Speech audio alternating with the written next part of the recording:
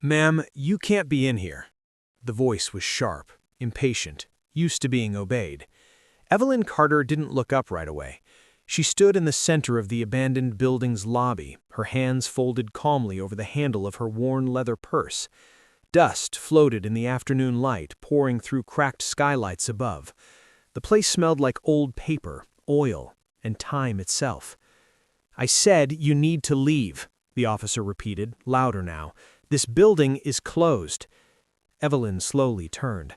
She was 78 years old, tall, straight-backed, her silver hair pulled neatly into a low bun. Her coat was pressed, her shoes modest but polished. There was nothing threatening about her, nothing disorderly. And yet, both officers stood tense. One had his hand resting too close to his radio. The other glanced around like she'd broken into a crime scene. "I'm not causing trouble," Evelyn said, evenly. Her voice was calm, measured, practiced.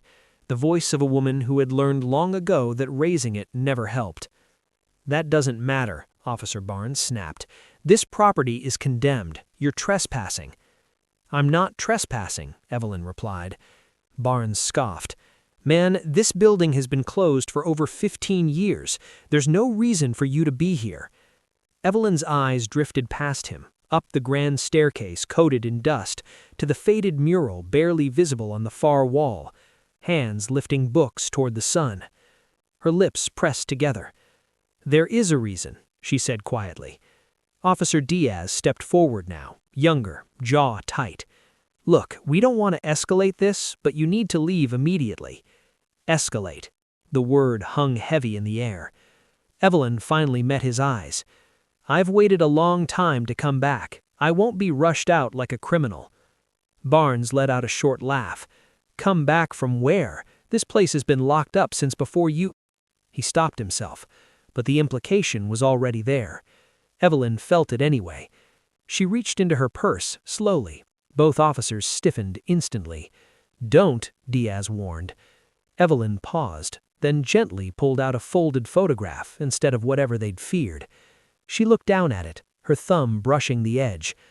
"This used to be a library, a community center, a place where children learned to read when no one else would teach them." Barnes shook his head. "Ma'am, I don't care what it used to be. Right now, it's city property, and you are not allowed inside." Evelyn's voice tightened just slightly. "I built this place." The words landed softly, and were immediately dismissed. Barnes laughed outright this time. "Okay, we're done here." Diaz sighed, rubbing his temple. "Ma'am, let's be honest. This building was constructed in 1961. You're telling us you built it?" "Yes." "With what?" Barnes snapped. "A shovel?" Something flickered in Evelyn's eyes. Not anger, not fear. Memory. "She was 24. I raised the funds, drew the proposal, hired the contractors. I stood right where you're standing when the doors first opened." Barnes stepped closer, towering over her. "Listen to me very carefully. You can leave on your own, or I can escort you out. But this little story isn't changing the fact that you don't belong here." There it was. Evelyn felt the familiar weight settle in her chest, the same one she'd carried since the 1960s. Not belonging. She straightened. "I belong wherever my work stands, and my work is standing right here." Barnes reached for his radio. "Dispatch, we've got a non-compliant individual inside the old Jefferson building. Elderly female refusing to leave." Evelyn closed her eyes briefly. Non-compliant. She opened them again. "I'm not refusing. I'm remembering." Diaz shifted uncomfortably. "Ma'am, please, let's not make this harder than it needs to be." Evelyn looked at him now, really looked. "You're about the same age as my son would be," she said softly, "if he were still alive." Diaz froze. Barnes shot him an annoyed glance. "Don't engage." Evelyn took a step toward the staircase. The moment his fingers brushed her sleeve, Evelyn's voice changed. "Do not touch me." It wasn't loud, but it was final. Both officers hesitated just for a heartbeat, enough time for a voice to echo from the doorway. "What's going on in here?" A third officer had arrived. Older, gray at the temples. His eyes moved quickly. Evelyn, the dust, the posture of the other two. Barnes spoke first. "Sir, this woman broke into the building. She's refusing to leave." The senior officer studied Evelyn. She met his gaze without flinching. "I asked to come inside. The guard at the gate recognized me." Barnes scoffed. "Recognized her from where?" Evelyn reached back into her purse slowly and pulled out a laminated card. Old, yellowed at the edges. She held it up. The senior officer leaned closer. His expression changed. "Where did you get that?" he asked quietly. Evelyn's voice didn't waver. "The city gave it to me," she said, "in 1961. The card read, "Evelyn R. Carter, Project Director, Jefferson Community Learning Center." The air shifted. Barnes frowned. "That doesn't prove anything." The senior officer took the card carefully, turning it over. Then he looked up at Evelyn again. "Miss Carter, did you say Carter?" "Yes." His breath caught. "Evelyn Carter?" She nodded once. A long silence followed. Then the officer straightened, suddenly formal. "Officers," he said slowly, "stand down." Barnes stared at him. "Sir?" The senior officer didn't take his eyes off Evelyn. "I need you to run a records search. Full municipal archives, Jefferson Building, original development permits." Barnes's face tightened. "Why?" "Because," the officer said quietly, "if I'm right," he handed the card back to Evelyn with both hands, "this woman didn't trespass." The air seemed to breathe, dust swirling in the sunlight, history stirring, and for the first time in decades, Evelyn Carter felt the walls listening. The radio crackled once, then went quiet. Officer Barnes stood frozen, his mouth half open, as if the words "stand down" hadn't fully registered yet. He glanced from the senior officer to Evelyn Carter, then back again, his expression tightening with something close to irritation or fear. "Sir," Barnes said carefully, "with all due respect, that building's been off-limits for years. We've had squatters, vandals." "I said, stand down," the senior officer repeated, firmer now. His name badge read Lieutenant Harold Whitman, 30 years on the force, the kind of man who had learned, sometimes the hard way, that history didn't always stay buried just because people wanted it to. Whitman gestured toward Diaz. "Run the search. City archives, permits, original filings, go back as far as you need to." Diaz hesitated only a moment before nodding. "Yes, sir." He stepped away, tapping into his tablet, fingers moving quickly. Barnes let out a breath through his nose. "So what, sir? We're just supposed to take her word for it?" Whitman finally turned to him. "No," he said calmly, "we're supposed to take the records for it." Evelyn stood quietly through it all, her hands folded again, her purse resting against her hip. She didn't look smug, she didn't look vindicated. She looked tired. "Took you long enough," she said softly. Barnes bristled. "Ma'am!" Whitman raised a hand. "Officer Barnes, step back." Reluctantly, Barnes complied, though his eyes never left Evelyn. Whitman turned back to her, his tone shifting, less official, more human. "Miss Carter, may I ask why you came back today?" Evelyn's gaze drifted upward again, to the cracked skylight. "Because they're finally tearing it down," she said. "I saw the notice last week. Demolition permit approved." Frowned. "You knew?" "I always know," she replied. "When you've spent your life watching things be erased, you learn to listen closely." The words landed heavier than she intended. Whitman cleared his throat. "And you wanted to see it one last time?" "No," Evelyn said. "I wanted to stop them." Barnes let out a sharp laugh. "Stop the city? You're decades too late." Evelyn turned her eyes on him then, sharp, steady. "I've been decades early my whole life. You're the one who's behind." Before Barnes could respond, Diaz looked up from his tablet. "Sir," he said slowly, I'm pulling up something." Whitman stepped closer. "What is it?" Diaz swallowed. "There's an original development permit filed in 1960, Jefferson Community Learning Center." Barnes crossed his arms. "That proves nothing."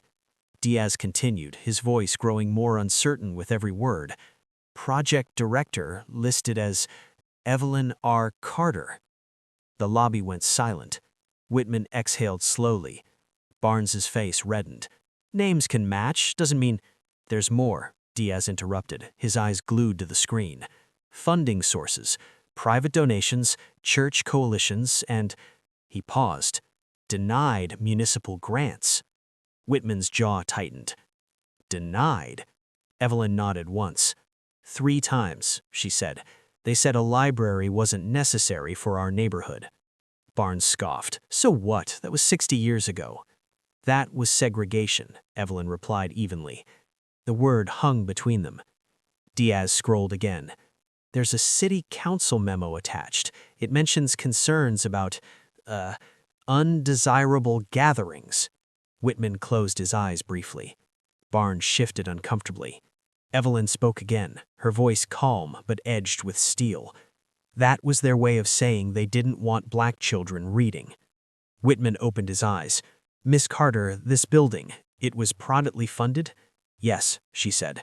We raised every dollar ourselves. Church bake sales, factory workers' wages, teachers who barely made enough to eat. She smiled faintly. I sold my wedding ring. Barnes blinked. Your ring? My husband left a year later, said I cared more about bricks and books than him. She didn't sound bitter, just factual. Diaz looked up again. Sir, there's more. The deed. Whitman leaned in. What about it? It was transferred, but not sold. The city took it under eminent domain in 1987. Evelyn's lips pressed together. They called it urban renewal, she said. Promised upgrades, funding, repairs. She let out a slow breath. They closed it instead. Whitman shook his head. And no compensation? Evelyn laughed softly, a humorless sound. They offered me a plaque. Barnes muttered. Unbelievable. Evelyn turned to him. It was mounted right there, she said, pointing toward the far wall, now cracked and bare. They removed it when the roof started leaking, said it wasn't historically significant. Diaz swallowed hard. Miss Carter, this place educated thousands. Yes, Evelyn said, until they decided those children didn't matter anymore. Whitman straightened. Officer Barnes, radio headquarters, tell them to halt any demolition activity immediately. Barnes hesitated. Sir, I don't think— That's an order. Barnes nodded stiffly and turned away. Whitman faced Evelyn again. Miss Carter, I owe you an apology. She shook her head gently. You owe me nothing. I let my officers treat you like I've been treated my whole life, she finished. You weren't the first. You won't be the last. Whitman winced. What matters, Evelyn continued, is what happens now. Notification chimed on Diaz's tablet. I got access, he said, his voice shaking. Sir, you need to see this. Whitman leaned over his shoulder. What is it? Diaz swallowed. This addendum outlines why the city shut your building down. Evelyn's breath caught. And what? Whitman swallowed. It says the Jefferson Center wasn't closed for safety reasons. Then why? She asked. Because, he said slowly, it was producing too many college-bound students. The words echoed off the cracked walls. Outside, sirens wailed in the distance, not for crime, but for exposure. Evelyn closed her eyes. They tried to bury this place, she whispered. Whitman nodded slowly. So do people. A notification chimed on Diaz's tablet. I got access, he said, his voice shaking. Sir, you need to see this. Whitman leaned over his shoulder. What is it? Diaz swallowed. This addendum outlines why the city shut your building down. Evelyn's breath caught. And what? Whitman swallowed. It says the Jefferson Center wasn't closed for safety reasons. Then why? She asked. Because, he said slowly, it was producing too many college-bound students. The words echoed off the cracked walls. Outside, sirens wailed in the distance, not for crime, but for exposure. Evelyn closed her eyes. They tried to bury this place, she whispered. Whitman nodded slowly. So do people. A notification chimed on Diaz's tablet. I got access, he said, his voice shaking. Sir, you need to see this. Whitman leaned over his shoulder. What is it? Diaz swallowed. This addendum outlines why the city shut your building down. Evelyn's breath caught. And what? Whitman swallowed. It says the Jefferson Center wasn't closed for safety reasons. Then why? She asked. Because, he said slowly, it was producing too many college-bound students. The words echoed off the cracked walls. Outside, sirens wailed in the distance, not for crime, but for exposure. Evelyn closed her eyes. They tried to bury this place, she whispered. Whitman nodded slowly. So do people. A notification chimed on Diaz's tablet. I got access, he said, his voice shaking. Sir, you need to see this. Whitman leaned over his shoulder. What is it? Diaz swallowed. This addendum outlines why the city shut your building down. Evelyn's breath caught. And what? Whitman swallowed. It says the Jefferson Center wasn't closed for safety reasons. Then why? She asked. Because, he said slowly, it was producing too many college-bound students. The words echoed off the cracked walls. Outside, sirens wailed in the distance, not for crime, but for exposure. Evelyn closed her eyes. They tried to bury this place, she whispered. Whitman nodded slowly. So do people. A notification chimed on Diaz's tablet. I got access, he said, his voice shaking. Sir, you need to see this. Whitman leaned over his shoulder. What is it? Diaz swallowed.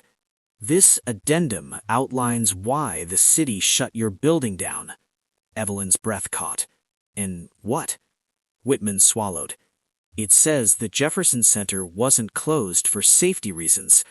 Then why? She asked. Because, he said slowly, it was producing too many college-bound students. The words echoed off the cracked walls. Outside, sirens wailed in the distance, not for crime, but for exposure. Evelyn closed her eyes. They tried to bury this place, she whispered. Whitman nodded slowly. So do people. A notification chimed on Diaz's tablet. I got access, he said, his voice shaking. Sir, you need to see this. Whitman leaned over his shoulder. What is it? Diaz swallowed. This addendum outlines why the city shut your building down. Evelyn's breath caught. And what? Whitman swallowed. It says the Jefferson Center was enclosed for safety reasons. Then why? She asked. Because, he said slowly, it was producing too many college-bound students. The words echoed off the cracked walls. Outside, sirens wailed in the distance, not for crime, but for The crowd outside the building doubled in less than 20 minutes. At first, it was just a few curious onlookers, a man walking his dog, a woman pushing a stroller who slowed when she saw police tape go up instead of coming down. Then, someone recognized Evelyn. Or maybe they recognized the moment. Phones came out. Whispers turned into questions.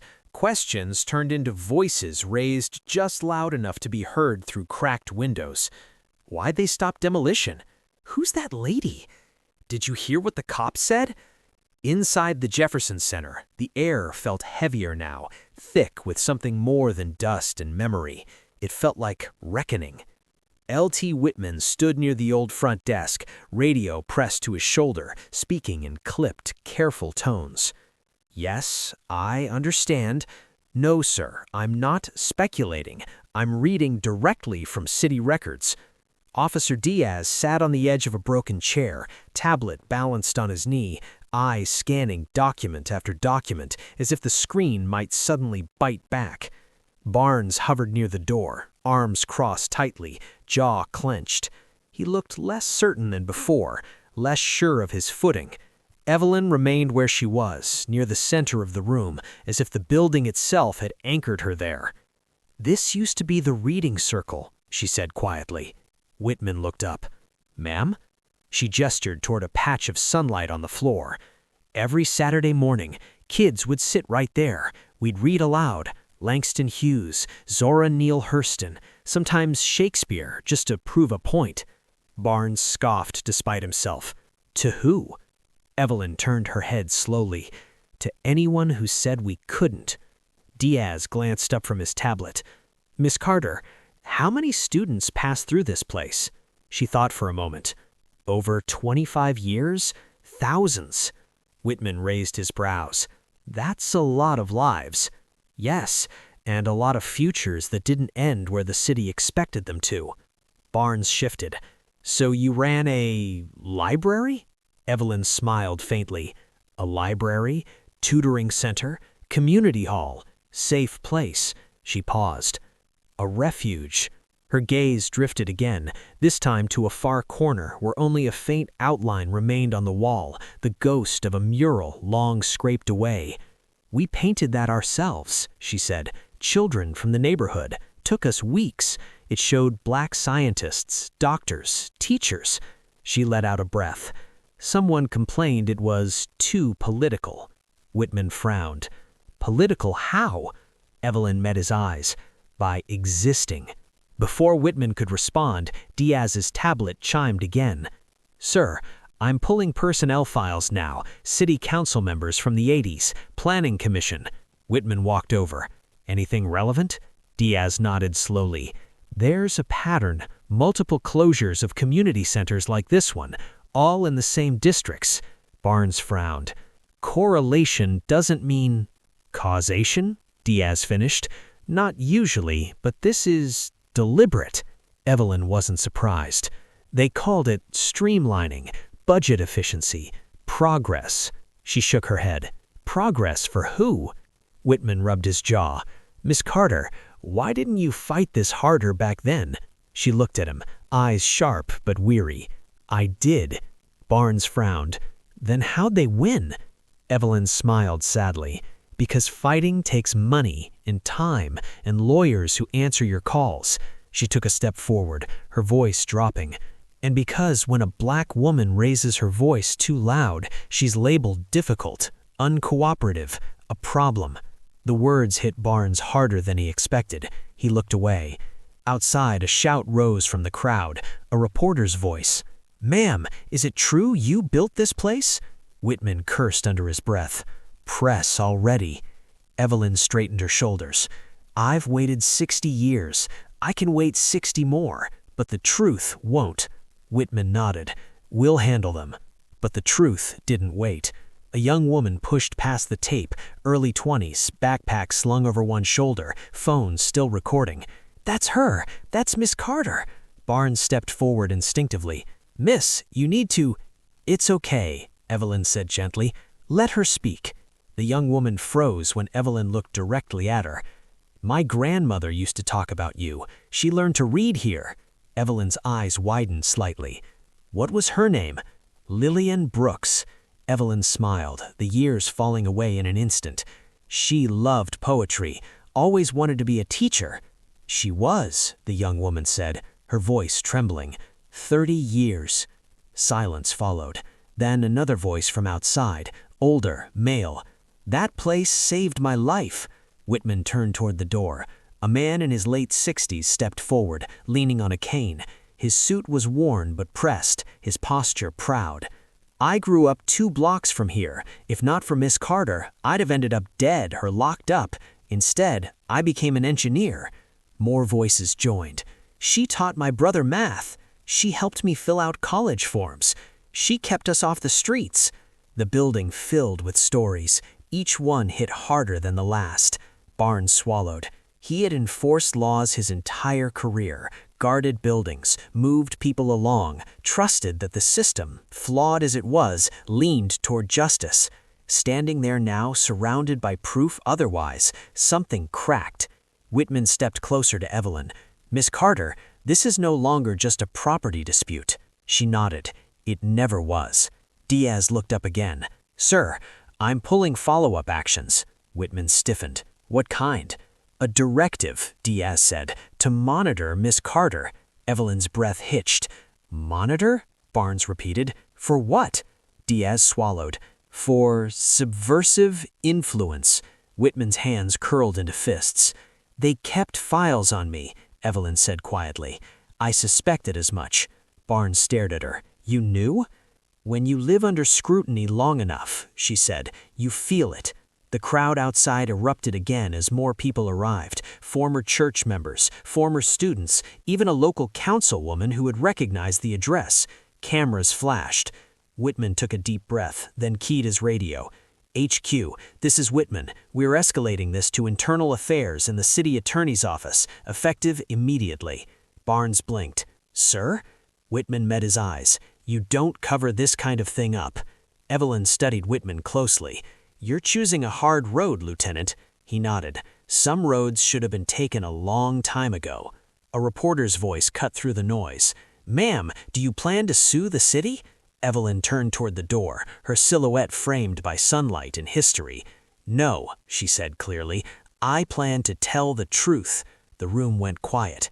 "And the truth," she continued, "is that this city owes more than an apology."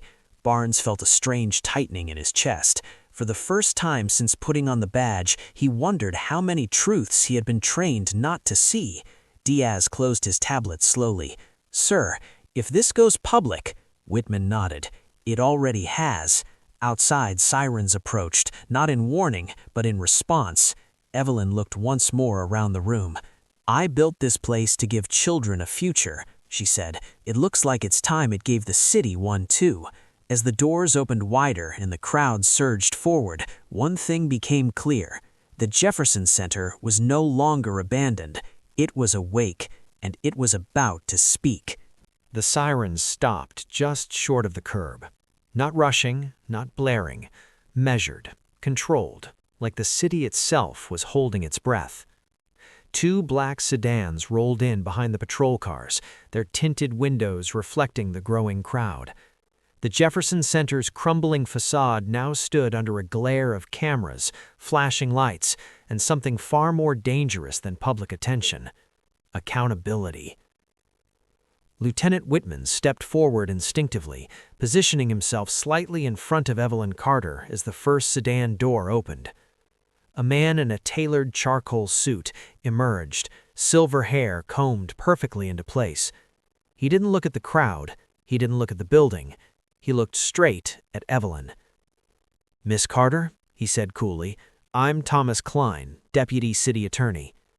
Evelyn met his gaze without flinching. "You're late." A murmur rippled through the crowd.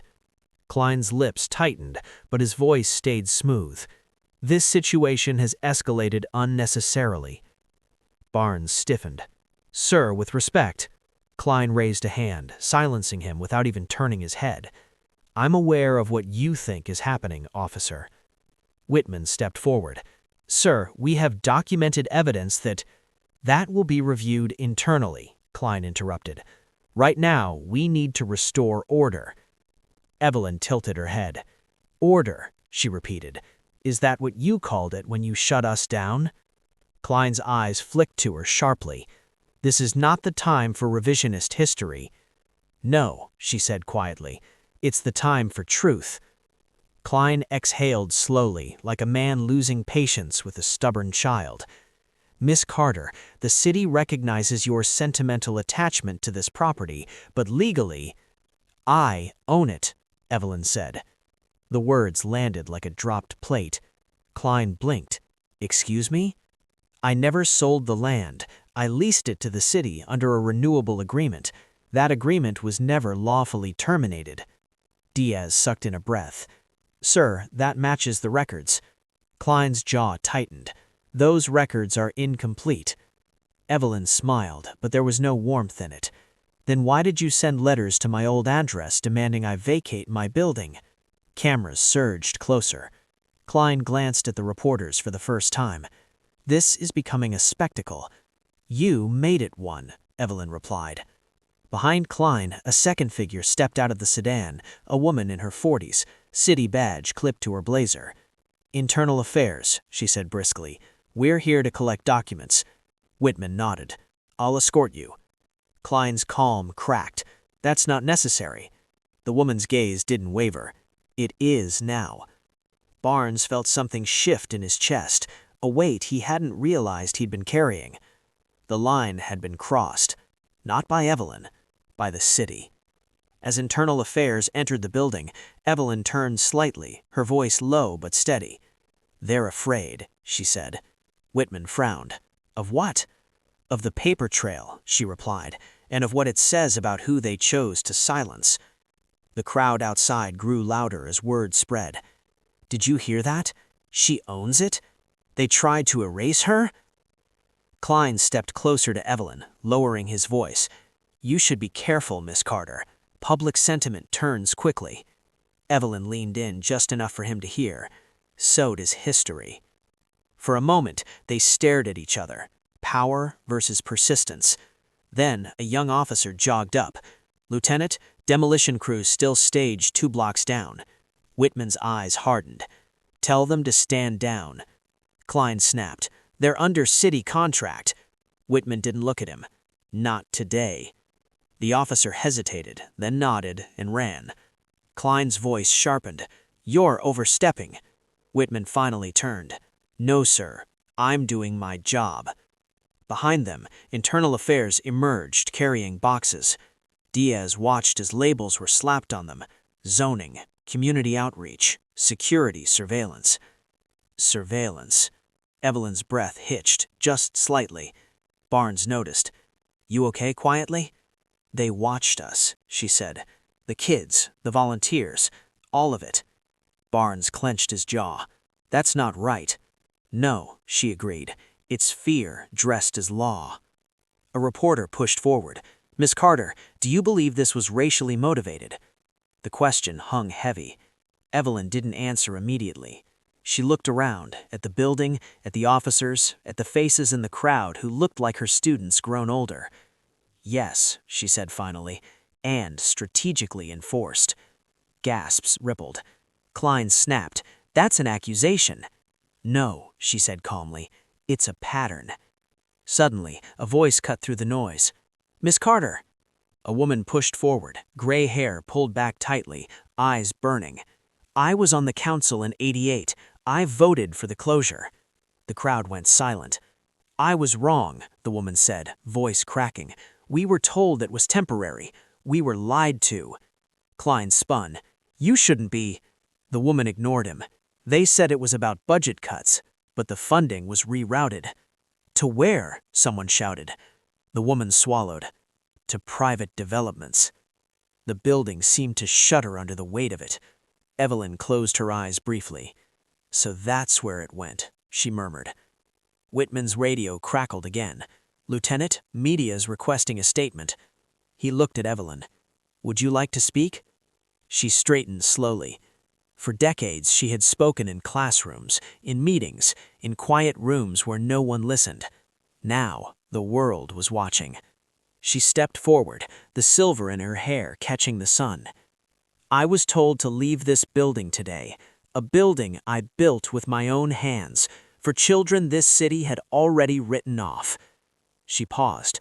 "They told me it was closed, that it belonged to no one." Her gaze hardened. They were wrong. Applause erupted, not polite, but raw. Evelyn raised her hand. "This isn't about revenge. It's about remembering who we erase when we prioritize convenience over conscience." Klein leaned toward Whitman, hissing, "You're letting this spiral." Whitman didn't respond. Behind Evelyn, Barnes stood straighter than he ever had in uniform. For the first time, the badge felt like something that protected, not silenced. Evelyn's voice carried. "You can close buildings, you can tear down walls, but you cannot demolish truth." The crowd roared, and somewhere beneath the cracked floors of the Jefferson Center, history shifted, not loudly, but irrevocably. The city had drawn its line, and Evelyn Carter had stepped right across it. By sunset, the Jefferson Center no longer belonged to silence. It belonged to voices. They came in waves, former students, retired teachers, parents pushing walkers and strollers, men with grease still under their fingernails who once learned math inside those walls after factory shifts. People who hadn't seen each other in decades recognized faces before names, memories before facts. "I learned to read here. My daughter got her GED in that room." They fed us when nobody else would. The building, boarded up for years, was breathing again, not because its doors had opened, but because its story had. Evelyn Carter stood just inside the threshold, watching the crowd swell beyond what police tape could contain. Lieutenant Whitman had ordered the barricades loosened. Barnes and Diaz now stood less like guards and more like ushers, gently guiding people so no one got hurt. And still, the cameras didn't stop rolling. Inside City Hall, panic moved faster than truth. Phones rang unanswered, assistants whispered in corners, screens glowed with headlines multiplying by the minute. Elderly black woman ordered out of building she built. City records revealed decades-long land dispute. Police stand down as community reclaims center. Mayor Alan Roth hadn't planned to speak tonight, but by 7:43 p.m., he had no choice. In a private conference room 3 floors above the street, Roth loosened his tie and stared at the live feed. "That woman," he muttered, "is a problem." Deputy City Attorney Klein stood nearby, jaw tight. "She's not the problem, the paper trail is." Roth turned sharply. "You said it was clean." "It was buried," Klein replied carefully. Roth's voice dropped. "Unbury it." Klein swallowed. "Internal Affairs already has copies." Roth slammed his palm on the table. "Then control the narrative." Across town, Evelyn's phone vibrated, again and again. She ignored it.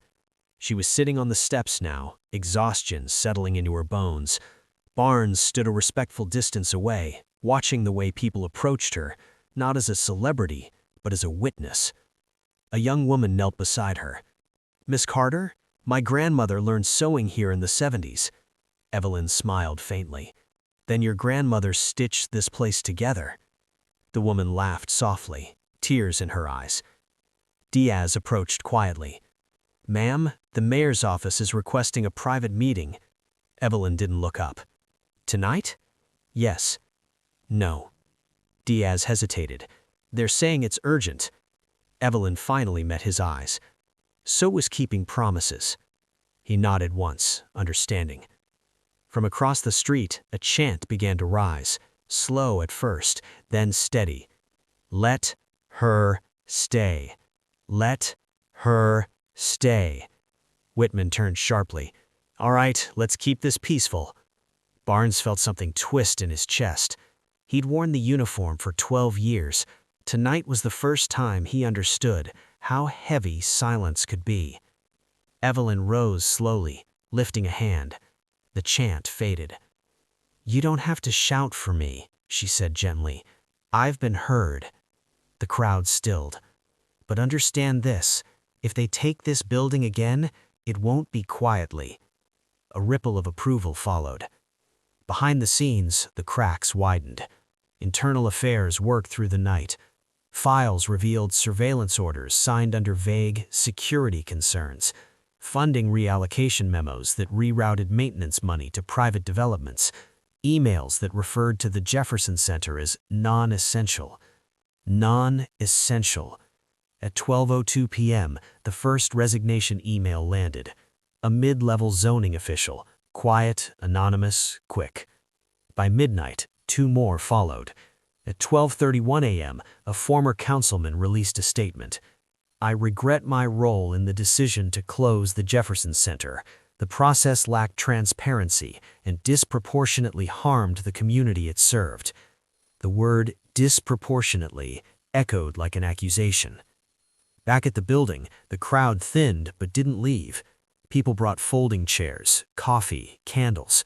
Evelyn sat with a blanket around her shoulders, Mrs. Langston from down the block holding her hand. "You look tired," Mrs. Langston said softly. "I am," Evelyn admitted, "but I've been tired before." Barnes approached, removing his cap. "Miss Carter, permission to speak freely?" She smiled. "Always." "I didn't know," he said, "about any of this, but I should have asked more questions." Evelyn studied him. "Guilt can teach if you let it." He nodded, swallowing hard. Across the city, Vanessa Roth, the mayor's wife, watched the coverage from their living room. "That woman's story is everywhere," she said quietly. Roth snapped. "She's weaponizing sympathy." Vanessa turned slowly. "Or exposing something you didn't want seen." Roth fell silent. At dawn, the Jefferson Center looked different. Not repaired, but claimed. Handwritten signs leaned against the doors. "This place matters. Built by her. We remember." Evelyn stood alone inside for a moment, sunlight spilling through broken windows. Dust floated like memory. She closed her eyes. "I kept it alive, even when they tried to starve it." Her phone buzzed again. This time she answered. "Yes?" A calm voice replied. "Ms. Carter, this is the Attorney General's office. We're opening a formal inquiry." Evelyn exhaled slowly. "Good," she said. "I've been waiting." Outside, Barnes watched the sun rise over the building he once nearly helped clear out. For the first time, he understood something no training manual ever taught him. Power doesn't always shout. Sometimes it waits, and when it finally speaks, it cracks everything that tried to bury it. By mid-morning, the Jefferson Center was no longer just a story. It was a threat. Inside City Hall, the mood had shifted from panic to strategy. The early resignations hadn't calmed anything. They'd only confirmed what everyone feared. The dam was breaking, and the water was dirty. Mayor Alan Roth sat at the head of the long oak table, eyes rimmed red from a night without sleep. Around him were department heads, legal advisors, and communications directors clutching tablets like shields. "This narrative cannot continue unchecked," Roth said sharply. "It undermines confidence in city leadership." Klein cleared his throat. "With respect, sir, the narrative is being driven by evidence." Roth shot him a look. "Then we change the focus." "How?" asked the PR director. "The footage is everywhere. The optics are weaponized, which means we counter." Across town, Evelyn Carter sat at a folding table just inside the Jefferson Center, sipping tea someone had brought her. Her body ached in that deep old way, the kind of exhaustion that settles into bone, but her mind was sharp. She was reading. Not social media, not headlines, documents. Internal Affairs had sent over copies overnight, zoning notices, lease agreements, letters stamped urgent that had somehow never reached her. "They thought you wouldn't keep records," Diaz muttered, leaning over her shoulder. Evelyn smiled faintly. "They underestimated librarians." Outside, Barnes noticed movement at the edge of the block. City vehicles, unmarked, too clean. He stiffened. "Lieutenant," he said quietly into his radio, "we've got city vehicles approaching from the east." Whitman cursed under his breath. "What kind?" "Public Works and private security." Whitman's jaw tightened. "They're not touching that building." But the city had other plans. At 10:17 a.m., an official statement dropped. City Hall release. Recent events surrounding the Jefferson Center have been mischaracterized. The building remains closed due to unresolved safety violations. Unauthorized gatherings pose a risk to public health. Barnes scoffed when he read it. Safety violations? Evelyn looked up calmly. They always say safety when they mean control. Minutes later, orange-vested workers began unloading fencing. The crowd, smaller now but fiercely loyal, surged forward. "You can't do this," someone shouted. "Not again! We're watching!" A man in a crisp suit approached Whitman, flashing credentials. "By order of the city, we're reclaiming the perimeter." Whitman stepped forward. "This site is under active investigation." The man smiled thinly. "Which doesn't override municipal authority." Behind them, Evelyn rose slowly and walked toward the edge of the steps. "Stop," she said. The man turned, clearly irritated. "Ma'am, for your safety." "For your conscience," she corrected. The workers hesitated. Cameras rolled closer. You've tried this before. You tried to lock us out quietly. You tried to erase us politely. Now you're doing it publicly." She gestured to the building. "Every crack in that wall has a reason, and every reason has a name." The man glanced nervously at the cameras. "This is not a debate." "No," Evelyn agreed. "It's a record." Behind her, Diaz received a message and froze. "Lieutenant, Attorney General's office just issued a temporary preservation order." Whitman's head snapped up. "Say that again?" Diaz held up his phone. "They're freezing any city action involving the Jefferson Center pending investigation." Whitman turned back to the man in the suit. "You heard him." The man's smile vanished. He raised a hand sharply. "Pack it up." The workers hesitated, then obeyed. A cheer erupted from the crowd. But inside City Hall, the backlash escalated. By noon, anonymous leaks began circulating, documents framing Evelyn as non-compliant, difficult, emotionally compromised. One headline read, "Questions raised about elderly woman's fitness to manage property." Barnes read it on his phone and felt sick. "That's low," he muttered. Evelyn saw the article later. She didn't react. "They always question your mind when they can't question your truth," she said quietly. At 1:40 p.m., a different headline broke. "Former city employee confirms surveillance orders targeted community center." The whistleblower's name was withheld, but the damage was done. City Hall scrambled. Roth's assistant burst into the conference room. "Sir, the union's distancing themselves." Roth slammed his fist. "Cowards." "No," the assistant said softly. "Survivors." That afternoon, a black SUV pulled up near the Jefferson Center. From it stepped a woman in her 60s, hair silver, posture straight. "Miss Carter?" she called. Evelyn turned, surprised. The woman extended her hand. "Dr. Helen Brooks, civil rights historian." Evelyn took it. "I've read your work, and I've studied your building. This isn't just a local issue, it's a pattern." Barnes listened from a distance as Brooks spoke quietly but firmly. "When institutions feel exposed, they don't correct, they retaliate." Evelyn nodded. "I've felt that before. They'll try to exhaust you, delay, smear, distract." Evelyn looked back at the building, sun catching the faded bricks. "They already did. It didn't work." That night, protests spread beyond the block, peaceful, purposeful. Candles lit sidewalks across the city. Signs carried names, not just Evelyn's, but others. Places closed, voices silenced. Inside City Hall, Roth watched the coverage and felt something unfamiliar. Fear, not of losing office, of being remembered. At the Jefferson Center, Evelyn sat alone again, the building quiet around her. Barnes approached hesitant. "They're pushing harder." She smiled gently. "That means they're losing ground." He nodded slowly. Above them, the city buzzed with arguments, headlines, and blame. But inside those walls, cracked, scarred, still standing, something steadier took hold. The truth had survived silence, and now it was weathering resistance. By the 7th day, the city no longer slept. Neither did Evelyn Carter. She sat at a small wooden desk inside the Jefferson Center, a lamp casting a soft halo over yellowed papers spread like a map of memory. Her hands moved slowly but deliberately, sorting documents that told a story the city had buried for decades.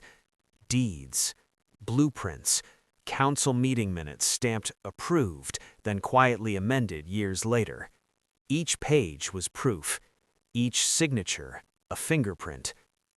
Outside, the protests had evolved. What began as a few dozen neighbors now filled entire blocks. Church groups, veterans, retired teachers, people in their 60s and 70s who remembered what the Jefferson Center once meant, and younger faces who understood what it represented now. A place taken, a woman erased, a lie protected. Officer Barnes stood near the barricade, arms crossed, watching a group of elderly men set up folding chairs across the street. "Looks like a reunion," he muttered. One of the men overheard and chuckled. "Son, this place raised us." Barnes nodded, something tightening in his chest. Inside City Hall, desperation had replaced control. Mayor Roth paced his office, tie loosened, jacket abandoned. "She won't go away," he snapped. "Why won't she just go away?" "Because she built it," a voice inside him answered. But no one said that aloud. Instead, they pushed. At 9:13 a.m., a sealed motion was filed requesting an emergency psychological evaluation of Evelyn Carter, citing erratic behavior and refusal to comply with lawful orders. When the news reached the Jefferson Center, Barnes went still. "That's not procedure," he said sharply to Diaz. "That's intimidation." Diaz nodded grimly. "They're trying to discredit her without touching the building." Evelyn listened as Diaz explained. Then she laughed.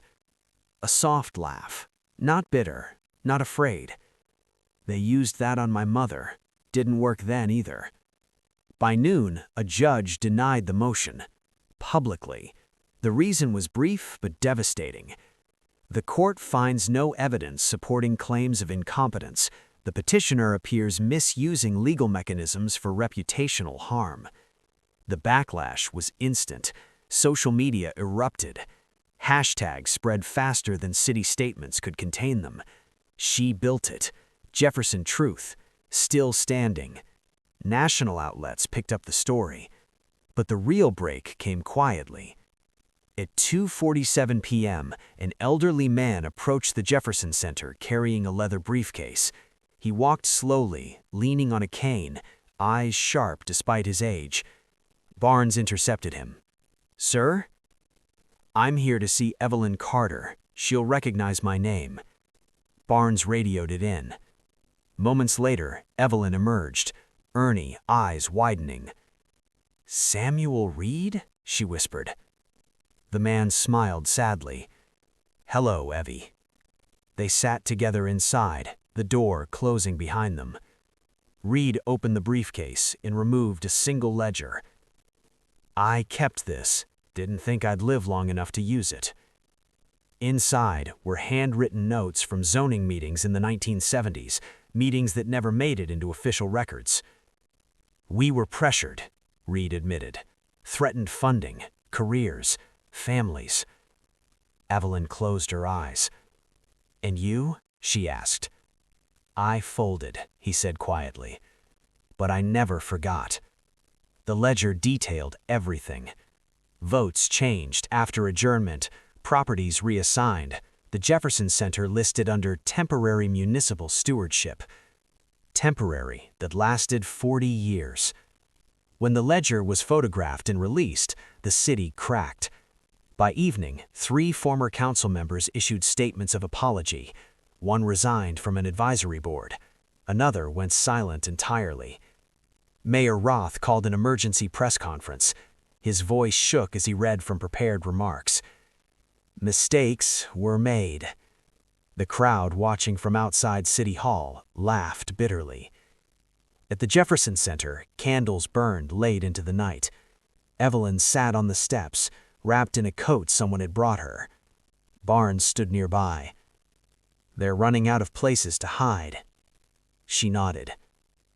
"That's when the truth becomes dangerous." A reporter approached carefully. "Miss Carter," she said, voice respectful. "What do you want now?" Evelyn thought for a long moment. "I want what was promised. Nothing more, nothing less." "And if the city offers a settlement?" the reporter pressed. Evelyn's gaze hardened. "Some things aren't for sale." That night, a new document surfaced. An internal memo, stamped confidential.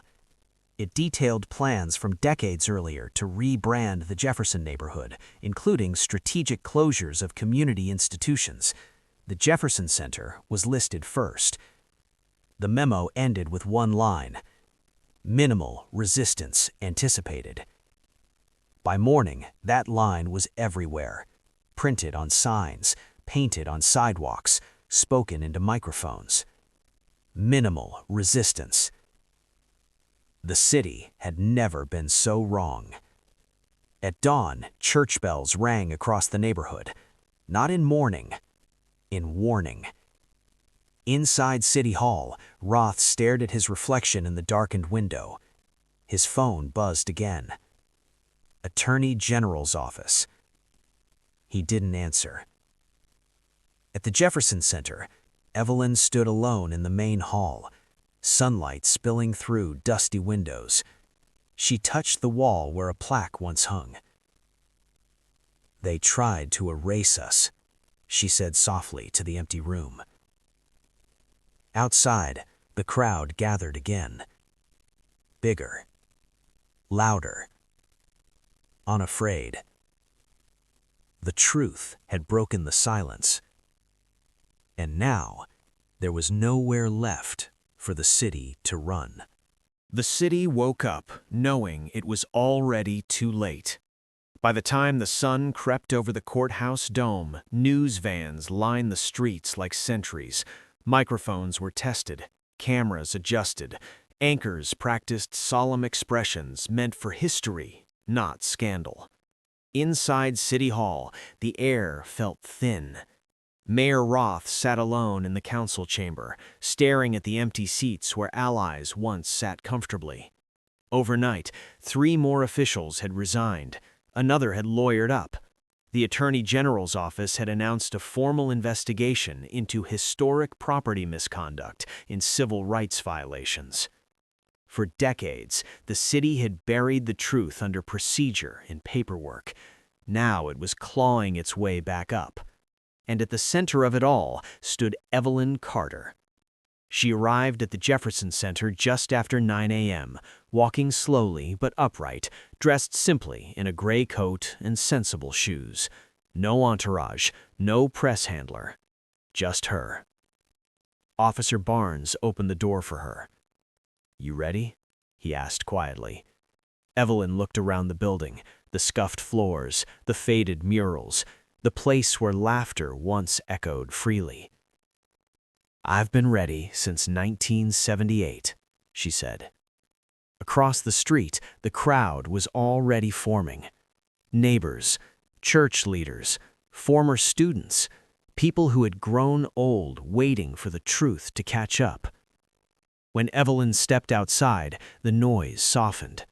Not silence, respect. A young woman handed her a folded piece of paper. "What's this?" Evelyn asked. "My grandmother," the woman said, voice shaking. "She learned to read here. She couldn't come today, but she wanted you to have this." Evelyn opened the note. "Thank you for not giving up when they wanted us forgotten." Her eyes filled, but she nodded, folding the note carefully into her coat pocket. At 10 a.m., the judge arrived. This time, not behind closed doors. Court was held on the steps of City Hall. Public, recorded, unavoidable. Mayor Roth's attorney spoke first, voice tight, offering a settlement, financial compensation, a commemorative plaque, a formal apology. The crowd murmured. Evelyn listened without interrupting. When it was her turn, she stepped forward. "I don't want your money," she said calmly, "and I don't want a plaque that people walk past without reading." She held up the original deed. "I want the Jefferson Center returned to its rightful ownership, fully, immediately, and I want it protected, not as a symbol, but as a living place for this community." The judge looked down at the documents before him, at the ledger, at the amended records, at the internal memos. His jaw tightened. After a long pause, he spoke. "The evidence is overwhelming." The city exhaled, then held its breath again. "Ownership of the Jefferson Community Center is hereby restored to Elena Carter and the original nonprofit charter under which it was founded." For a second, no one reacted. Then the sound came. Not cheers, not shouts, crying. People hugged, strangers clutched hands, some sank to the pavement, overcome by relief they never thought they'd feel. Evelyn closed her eyes. She didn't smile. She breathed. Mayor Roth lowered his head. The judge continued. Additionally, the court orders a full audit of all properties transferred under similar circumstances during that period. That part landed like thunder. The truth wasn't just winning, it was spreading. Later that afternoon, Evelyn stood alone inside the Jefferson Center once more. Sunlight streamed through newly cleaned windows. Dust motes danced in the air. Barnes stood nearby, hat tucked under his arm. "I guess this is goodbye," he said. She shook her head. "No, this is just where you stop needing to stand guard." He smiled faintly. "You changed something here." "So did you," she replied. As evening fell, the city gathered again, this time not in protest, but in purpose. Tables were set up, food was shared, old photos were taped to the walls. Someone found an old piano in storage. It was out of tune. No one cared. Evelyn watched children run through the hallways again, their laughter filling spaces that had waited decades to hear it. A reporter approached one last time. "Miss Carter," he said gently, "what do you hope people remember about this?" Evelyn considered the question. "I hope they remember that buildings don't forget, and neither do people, no matter how hard you try to erase them." That night, as the lights dimmed and the crowd drifted home, Evelyn remained seated in the main hall. She reached up and removed the temporary notice the city had posted weeks earlier.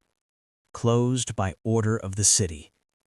She folded it once, then again, and placed it in a box marked Archive. Some things were no longer weapons. They were lessons.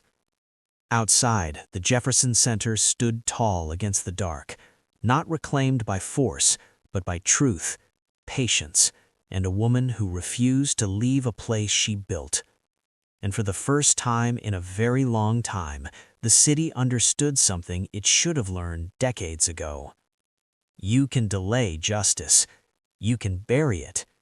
But when it stands back up, it remembers exactly who tried to push it down.